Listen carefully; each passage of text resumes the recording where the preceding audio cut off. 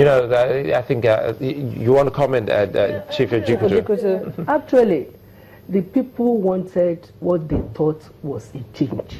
What they thought? Was a change from the way things were being done. Nigerians were tired of not having light, not having good security. Schools are expensive, no health facilities available. So, you know, the transport system is not what it should be. You know, all these things are things that APC came on board to say, we are going to deliver. In saying this, I believe they should have had a cabinet, you know, what we call a think tank, that should have put so many things into focus. This thing we are promising, we are going to bounce on it this way. This is the way it has been done before. We are going to do it this way. This particular health program, we are going to bring it on board. But they have the team in place, the economic team. It has not reflected. I'm sorry, it has not reflected. They should have hit the road running. That is what Nigerians wanted. I was part of the, even though I'm a card-carrying PDP member, but I was part of the people wanting that change, because I could see that Nigeria was heading to the brink with the way my party people were going about in a lackadaisical manner, you know, with the economy. I thought, you know, APC coming in, especially with President Buhari, I so much believe in him that, okay, he's going to come there, you know, with a team, and okay, go ahead and say, okay, we are going to do it this way, this way, this way. But what did we get?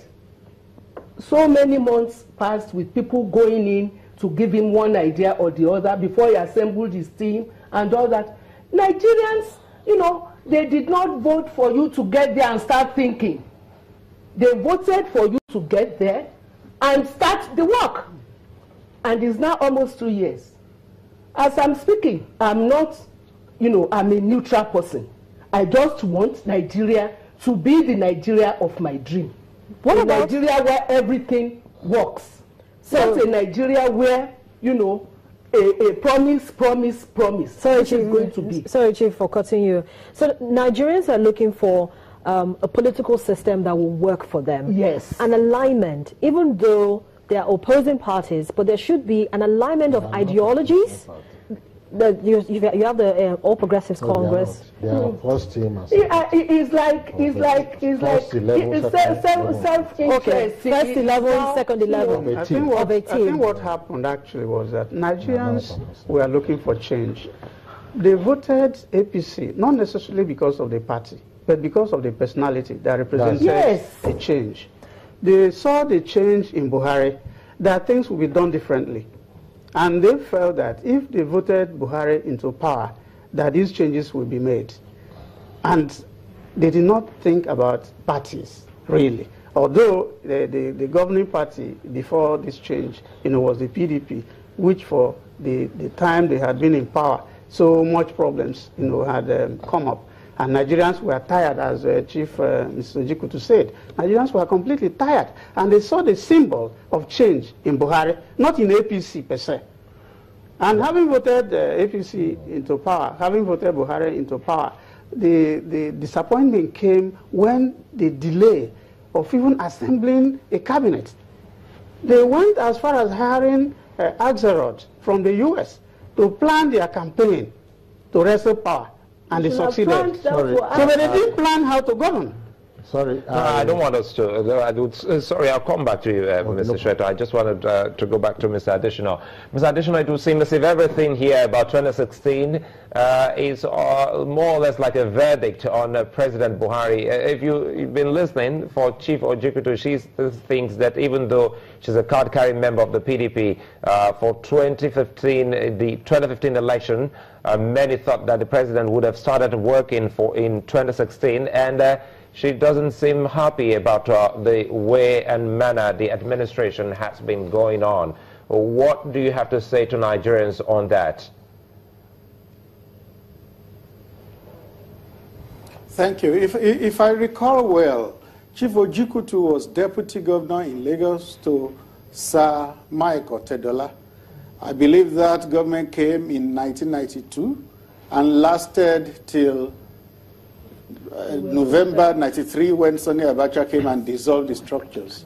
Will she say that that government achieved what it wanted to achieve in the less than 2 years it spent in office? Now, how and why will she expect a government to have fulfilled all its promises in 18 months, as we have now? Unless Mrs. Ojikutu is telling us that all they wanted to do in that NRC government in Lagos State then were done before the government was sacked. I may be wrong, except if she was not the deputy to Sir Michael Otedola. But if she was, will she say they did all they needed to do within that period? In democracy, as we practice it in Nigeria, there is a term for a mandate. That term is 4 years, which is 48 months. We have gone 18 months. We have 30 months left. You pace your work, and you can begin to judge and make conclusions when you have 18 months gone in a 48-month period. That's just what I would like to say. Yeah, it's made a good point. You understand me? But you don't compare, the period is comparing. By the time we left in November 93, a lot of things were already in place. Okay? Housing, transport, and all. Our health scheme was also in place. What I'm saying, I'm not saying that the term is over, but morning shows the day. Okay? If you come in, you let people know this is what we want to do, and we are already embarking on doing it. It's not when people believe that, okay, you are not really showing us what you want to do. We are just, every day we wake up is either there is a quarrel here, there is a fight here, and no really clear cut. This plan thing that is just coming up, if from the campaign time that you have said you are going to do this thing, it should have already been in planning. I'm not expecting that the plan thing will just be empower thing will just now be paid in December. It will start in December. From the way that change mandate was given to us, it was like, okay, you will get there, and you have already mapped out what you are going to do, and we will start seeing the changes. Let me quickly bring Shweto here before we my advice to Mr. Adeshino and Halaja Ojikutu and others is that they should stop impersonating as progressive or radical politicians in Nigeria. They are not.